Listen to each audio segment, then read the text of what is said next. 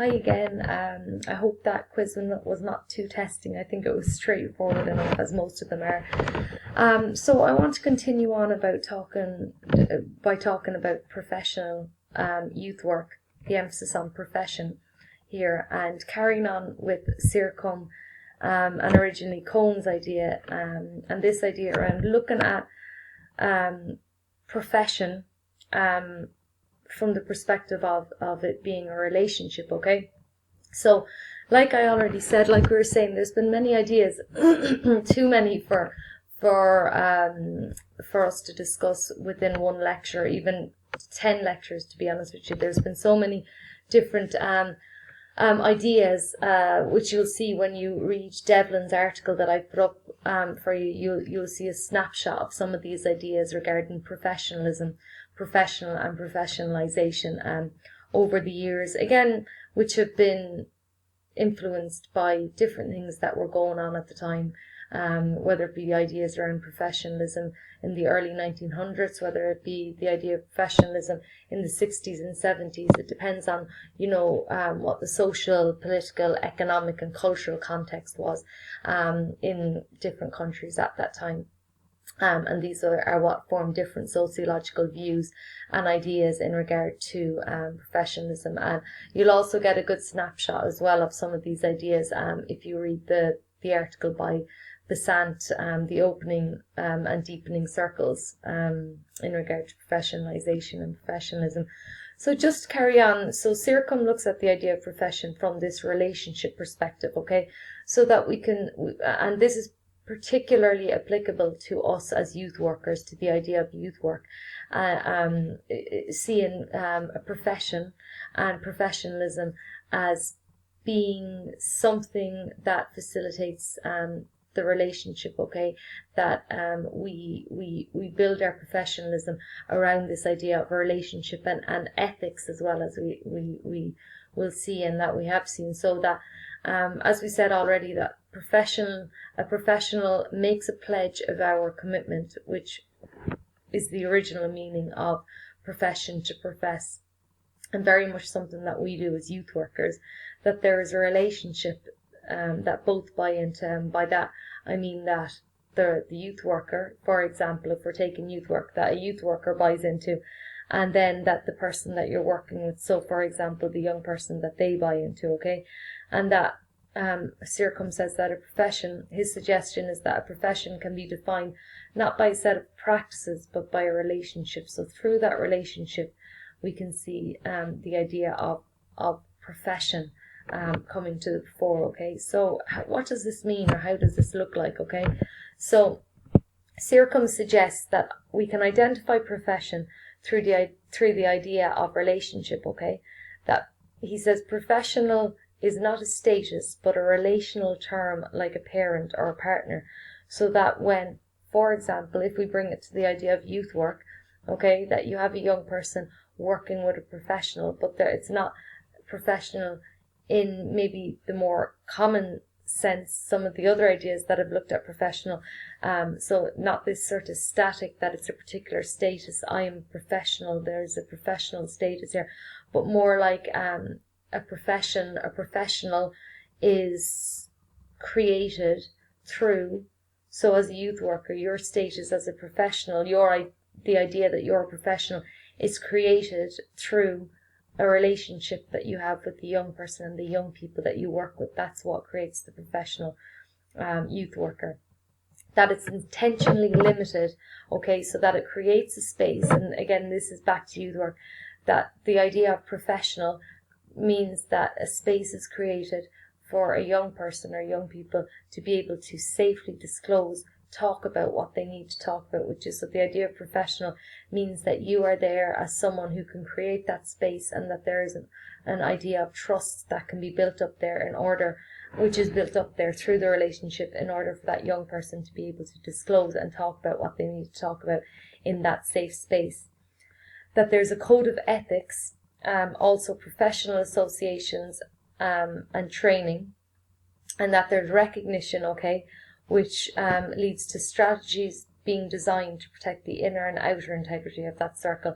So if we look at what's happening in youth work at the moment, and particularly professional youth work, so the Irish Youth Workers Association, and I'll put up an article in regard to austerity for the final session, which is written by Brian Malloch, and he talks about the context of Irish youth work, and then mentions the Irish Youth Workers Association, which at the moment is in the midst of being created and gathering momentum. So this is the Irish Youth Worker Association.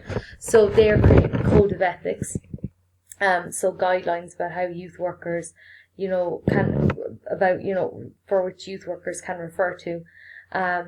Professional associations, okay, so that's this idea of them devising these ethics, that there's training there. So there's training, which I'll look at in a couple of slides. So degree training, diploma training, that youth workers are equipped with what they need, at least going out into the field or being in the field, and that there's strategies designed to protect the inner and outer integrity of that circle. So there's these ethics, these associations, these training and recognition. These are all devised in such ways that they help us communicate what we're doing, and they also help protect us to say that we are a defined profession, that we're able to do what we say we're doing, and that we're able to articulate what we're doing, okay? So all these different things, the ethics, the associations, the training, can actually help, and they were noted already as characteristics by other sociologists to determine, what makes a profession and what doesn't make a profession. So what we're saying here in youth work is that we can create them in a certain way. They are guidelines in regard to how we practice and how we are also seen as a profession. So professional here is taken as serving the client, okay? I say client here because CIRCUM talks about the young person as the client. In Ireland, and I think most youth workers, at least in an Irish context, would not use the word client, not use the name client. We generally use young person when we're talking with young people, but in different contexts, such as an Australian context, client is often the word used. I would have some apprehensions about using that word, but at the same time, there's for and against, but without getting into too much of a discussion about that, I'll move on. So just to note that service, so when we're talking about providing a service in a relationship, is used as a verb here, and it's not something that we deliver. So again, not saying that we're delivering a service from a business perspective, but it is something that happens within a relationship between the youth worker and the young person. So the idea then of using a youth work practice framework in helping us define ourselves as professionals. So Broadbent and Corney, writing from an Australian context, talk about professional youth work. Okay, again, this is the other article that I put up for you, and they just give one example of how professional youth work has developed within an Australian context, and in particular in the area of Victoria in Australia over the past number of years. Okay, so they talk about this idea of the whole kit bag, of the toolbox of distinct skills and knowledge that youth workers build up over years of being part of it. So they build up this kit bag, this toolbox, with particular things, so that there's the idea of and what's there at the moment in Victoria's professional resources, codes of ethical practices. They talk about there needing to be and continuing to be a research body of knowledge, that is a defined industry that takes into account education and training and labour market definitions, okay? And that there's also ethics, values, practice, reference points, principles, knowledge and skills.